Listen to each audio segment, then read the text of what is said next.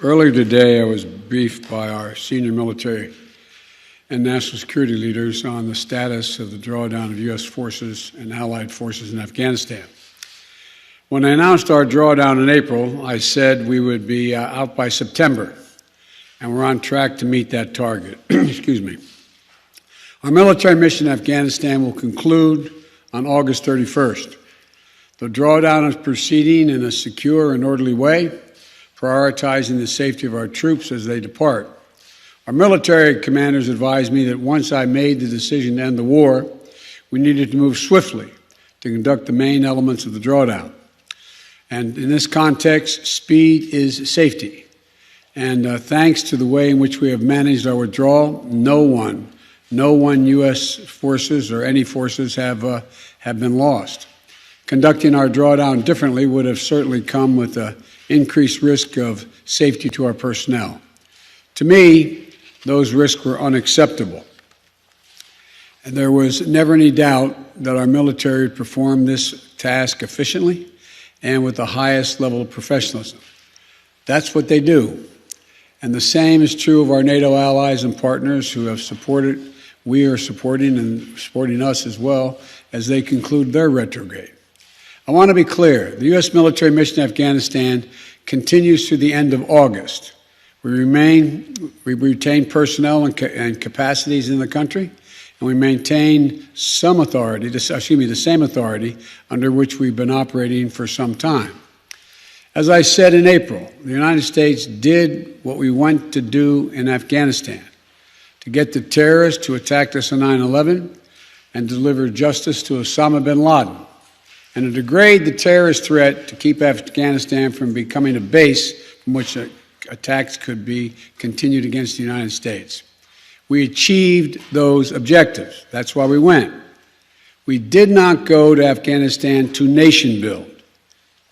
And it's the right and the responsibility of the Afghan people alone to decide their future and how they want to run their country. Together with our NATO allies and partners, we have trained and equipped over nearly 300,000 current serving members of the military, the Afghan National Security Force, and many beyond that who are no longer serving. Add to that, hundreds of thousands more Afghan national defense and security forces trained over the last 2 decades. We provided our Afghan partners with all the tools, let me emphasize, all the tools, training, equipment of any modern military. We provided advanced weaponry, and we're going to continue to provide funding and equipment, and will ensure they have the capacity to maintain their Air Force. But most critically, as I stressed in my meeting just 2 weeks ago with President Ghani and Chairman Abdullah, Afghan leaders have to come together and drive toward a future that the Afghan people want and they deserve. In our meeting, I also assured Ghani that U.S. support for the people of Afghanistan will endure. We will continue to provide civilian and humanitarian assistance, including speaking out for the rights of women and girls. I intend to maintain our diplomatic presence in Afghanistan, and we are coordinating closely with our international partners in order to continue to secure the international airport. And we're going to engage in a determined diplomacy to pursue peace and a peace agreement that will end this senseless violence. I've asked Secretary of State Blinken and our Special Representative for Afghanistan Reconciliation to work vigorously with the parties in Afghanistan, as well as the regional and international stakeholders to support a negotiated solution. To be clear, countries in the region have an essential role to play in supporting a peaceful settlement. We'll work with them, and they should help step up their efforts as well. We're going to continue to work for the release of detained Americans, including Ferrix. I want to pronounce the name correctly. I misspoke. So that he can return to his family safely. We're also going to continue to make sure that we take on the Afghan nationals who work side by side with U.S. forces, including interpreters and translators, since we're no longer going to have military there after this. We're not going to need them, and they have no jobs. We're also going to be vital to our efforts, and they've been very vital, and so their families are not exposed to danger as well. We've already dramatically accelerated the procedure time for special immigrant visas to bring them to the United States.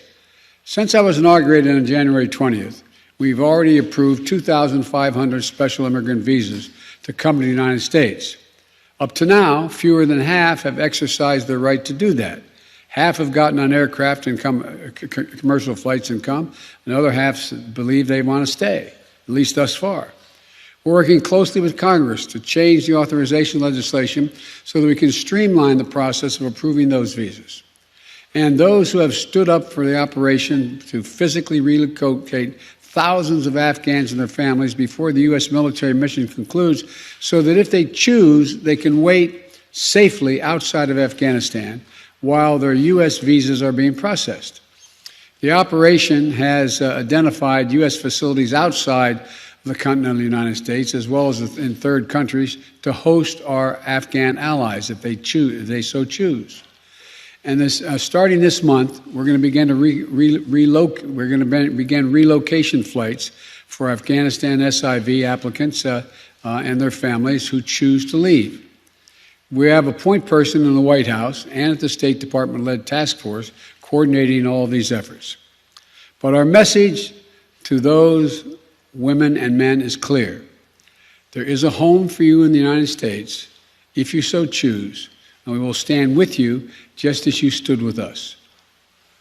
When I made the decision to end the U.S. military involvement in Afghanistan, I judged that it was not in the national interest of the United States of America to continue fighting this war indefinitely. I made the decision with clear eyes, and I'm briefed daily on the battlefield updates. But for those who have argued that we should stay just 6 more months or just 1 more year, I ask them to consider the lessons of recent history. In 2011, the NATO allies and partners agreed that we would end our combat mission in 2014. In 2014, some argued 1 more year. So we kept fighting, and we kept taking casualties. In 2015, the same, and on and on. Nearly 20 years of experience has shown us that the current security situation only confirms that just 1 more year of fighting in Afghanistan is not a solution, but a recipe for being there indefinitely. It's up to the Afghans to make the decision about the future of their country. Others are more direct. Their argument is that we should stay with the Afghan in Afghanistan indefinitely. In doing so, they point to the fact that we have not taken losses in this last year. So they claim that the cost of just maintaining the status quo is minimal. But that ignores the reality and the facts that already presented on the ground in Afghanistan when I took office. The Taliban is at its strongest militarily since 2001. The number of U.S. forces in Afghanistan had been reduced to a bare minimum. And the United States and the last administration made an agreement with the Taliban to remove all our forces by May 1 of this year. That's what I inherited. That agreement was the reason the Taliban had ceased major attacks against U.S. forces. If in April I had instead announced that the United States was going back on that agreement made by the last administration, the United States and allied forces would remain in Afghanistan for the foreseeable future, the Taliban would have again begun to target our forces. The status quo was not an option. Staying would have meant U.S. troops taking casualties, American men and women back in the middle of a civil war, and we would run the risk of having to send more troops back into Afghanistan to defend our remaining troops. Once that agreement with the Taliban had been made, staying with a bare minimum force was no longer possible. So let me ask those who want us to stay, how many thousands more Americans' daughters and sons were you willing to risk? How long would you have them stay? Already we have members of our military whose parents fought in Afghanistan 20 years ago. Would you send their children and their grandchildren as well? Would you send your own son or daughter? After 20 years, $1 trillion spent training and equipping hundreds of thousands of Afghan national security and defense forces. 2,448 Americans killed. 20,722 more wounded, and untold thousands coming home with unseen trauma to their mental health. I will not send another generation of Americans to war in Afghanistan with no reasonable expectation of achieving a different outcome. The United States cannot afford to remain tethered to policies created in response to a world as it was 20 years ago. We need to meet the threats where they are today. Today, the terrorist threat has metastasized beyond Afghanistan. So, we are repositioning our resources and adapting our counterterrorism posture to meet the threats where they are now, significantly higher in South Asia, the Middle East, and Africa. But make no mistake, our military and intelligence leaders are confident they have the capabilities to protect the homeland and our interests from any resurgent terrorist challenge emerging or emanating from Afghanistan. We are developing a counterterrorism over-the-horizon capability that will allow us to keep our eyes firmly fixed on any direct threats to the United States and the region and act quickly and decisively if needed. We also need to focus on shoring up America's core strengths to meet the strategic competition with China and other nations that is really going to determine our future. We have to defeat COVID-19 at home and around the world. Make sure we're better prepared for the next pandemic or biological threat. We need to establish international norms for cyberspace and the use of emerging technologies. We need to take concerted action to fight existential threats of climate change. And we will be more formidable to our adversaries and competitors over the long run if we fight the battles of the next 20 years, not the last 20 years. Finally, I want to recognize the incredible sacrifice and dedication that the U.S. military and civilian personnel serving alongside our allies and partners have made over the last 2 decades in Afghanistan.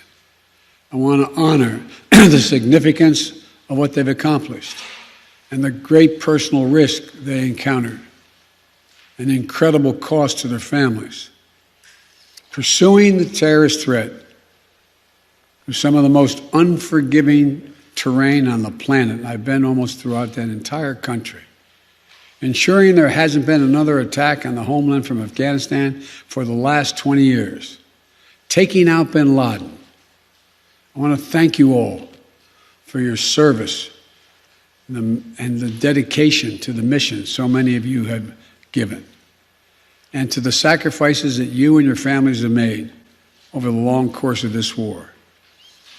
We'll never forget those who gave the last full measure of devotion for their country in Afghanistan, nor those whose lives have been immeasurably altered by wounds sustained in the service of their country. We're ending America's longest war, but we'll always, always honor the bravery of the American patriots who served in it. May God bless you all, and may God protect our troops. Thank you. Mr. President, do you trust the Taliban, Mr. President? Is a Taliban takeover of Afghanistan now inevitable? No, it is not. Because you have the Afghan troops have 300,000 well-equipped as any army in the world, and an air force, against something like 75,000 Taliban. It is not inevitable. Do you trust the Taliban, Mr. President? Do you trust the Taliban, sir?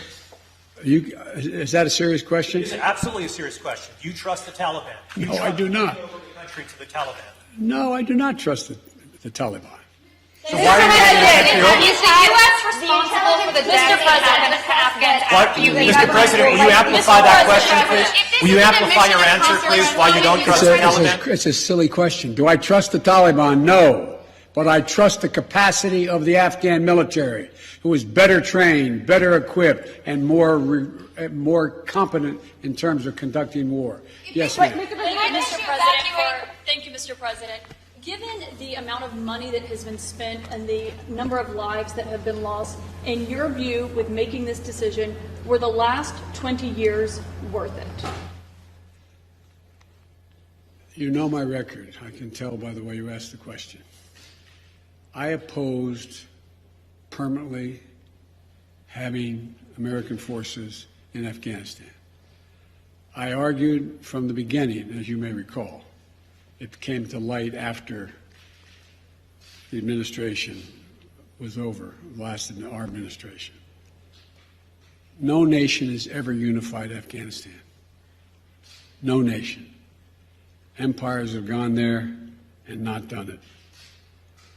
The focus we had, and I strongly supported, and you may remember, I physically went to Afghanistan. I was up in that pass where Osama bin Laden was allegedly escaped or out of harm's way. We went for two reasons. One, to bring Osama bin Laden to the gates of hell, as I said at the time. The second reason was to eliminate al-Qaeda's capacity to deal with more attacks in the United States from that territory. We accomplished both of those objectives, period. That's what I believed from the beginning, why we should be and why we should have gone to Afghanistan. That job had been over for some time. And that's why I believe that this is the right decision and, quite frankly, overdue.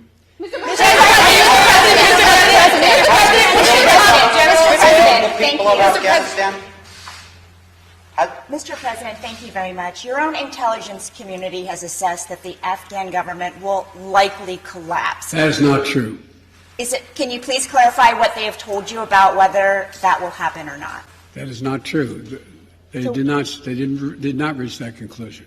So what is the level of confidence that they have that it will not collapse?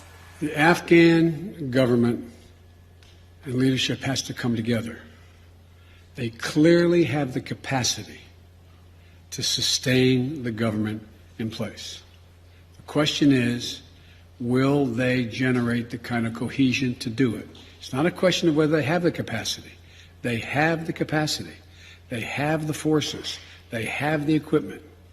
The question is, will they do it? And I want to make clear what I made clear to Ghani, that we are not going to walk away and not sustain their ability to maintain that force. We are.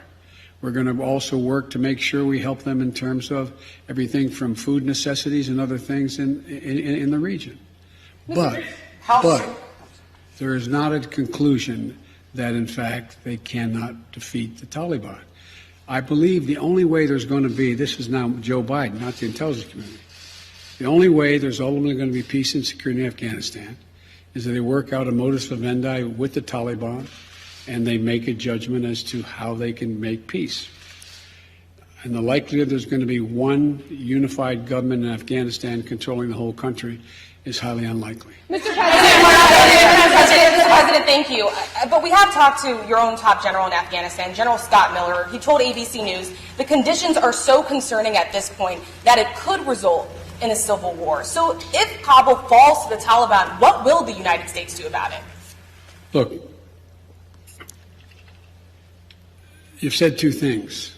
One, that if it could result in a civil war, that's different than the Taliban succeeding, number one. Number two, the question of what will be done is going to be implicated, is going to implicate the entire region as well. There's a number of countries that have a grave concern about what's going to happen in Afghanistan relative to their security. The question is, how much of a threat to the United States of America and to our allies is whatever results in terms of a government or an agreement. That's when that judgment will be made. Mr. President, some Vietnamese veterans see echoes of their experience in this withdrawal in Afghanistan. Do you see any parallels between this withdrawal and what happened in Vietnam, with some people feeling... None whatsoever. Zero. What you had is you had entire brigades breaking through the gates of our embassy. 6, if I'm not mistaken. The Taliban is not the North Vietnamese army. They're not remotely comparable in terms of capability. There's going to be no circumstance where you see people being lifted off the roof of a embassy of the United States from Afghanistan. It is not at all comfortable. I'll go to the other side. Hang on a second. Mr. President, how serious was the corruption among the Afghanistan government to this mission failing there? Well, first of all, the mission hasn't failed yet. There is, in Afghanistan, in all parties, there's been corruption. The question is, can there be an agreement on unity of purpose? What is the objective? For example, it started off there were going to be negotiations between the Taliban and the Afghan National Security Forces and the Afghan government. That didn't come to fruition. So the question now is, where do they go from here? That the jury is still out, but the likelihood there's going to be the Taliban overrunning everything and owning the whole country is highly unlikely. Yes, ma'am. Mr. President, will the United States be responsible for the loss of Afghan civilian lives that could happen after the military exit? No. It's up to the people of Afghanistan to decide on what government they want, not us to impose the government on them.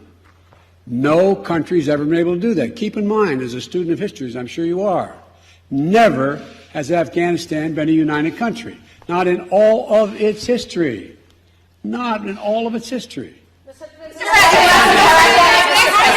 this isn't a mission accomplished moment, what is it? No, there's no mission accomplished. How much is The mission was accomplished in that we got Osama bin Laden, and terrorism is not emanating from that part of the world. Mr. President, safety, as you just said in your remarks, are you satisfied with the timeline of relocating Afghan nationals? Is it happening quickly enough to your satisfaction if it may not happen until next month at the end?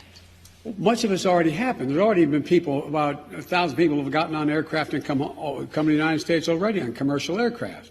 So as I said, there's over 2,500 people that, as from January to now, have gotten those visas, and only half decided that they wanted to leave. The point is that I think the whole process has to be speeded up, period, in terms of being able to get these visas. Why can't the U.S. evacuate these Afghan translators to the United States to await their visa processing, as some immigrants at the southern border have been allowed to do? Because the law doesn't allow that to happen. And that's why we're asking the Congress to consider changing the law. But in the meantime, we can guarantee their safety if they wish to leave by taking them to third countries, and or while the wait is taking place, to come and hopefully while they're waiting there, to be able to bring them back to the United States if that's what they choose to do. An Afghan suffered women. Any message, good message for Afghan women in future, because they have achievement, they are really concerned about their achievement. They are very concerned with good reason. Yes. When I was in Afghanistan, I've been there a number of times. I remember being in a school outside, and by the way, the schools in Afghanistan are not fundamentally unlike schools on the West Coast, where they have, an area in the middle that is sort of looks like a playground, and single-story buildings connected around it. And I remember saying speaking to a group of young women, I guess they're roughly, don't hold me to this, they look like they'd be 14, 15 years old.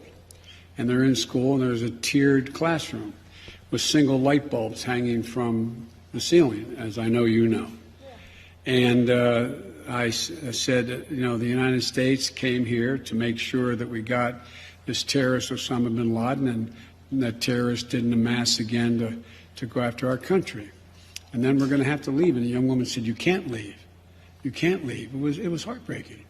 "You can't leave." She said, "I want to be a doctor. I want to be a doctor. I want to be a doctor. If you leave, I'll never be able to be a doctor." Well, that's why we spent so much time and money training the Afghan security forces to do the work of defending that. Well, anyway, so yes, I'm aware. I'm going to take one more question. Have you spoken with any Taliban officials about the withdrawal? What do you make of the Taliban being in Russia today? Mr. President, thank you. I wanted to ask, with the benefit of hindsight, you've spoken to the fact that the Taliban are sort of at their militarily strongest point that you've seen in 20 years. How do you feel personally about that with the benefit of hindsight and all of the dollars and investments and American troops that were sent there? Relative to the training and capacity of the ANSF and the federal police, they're not even close in terms of their capacity. I was making the point. The point was that here we were. The argument is, well, we could stay because no one was dying. No Americans are being shot, so why leave? Once the agreement was made by the last administration, we were going to leave by May 1st. It was very clear that a Taliban that had always been a problem was even a more sophisticated problem than they were before. Not more sophisticated than the ANSF, than government, more than they were.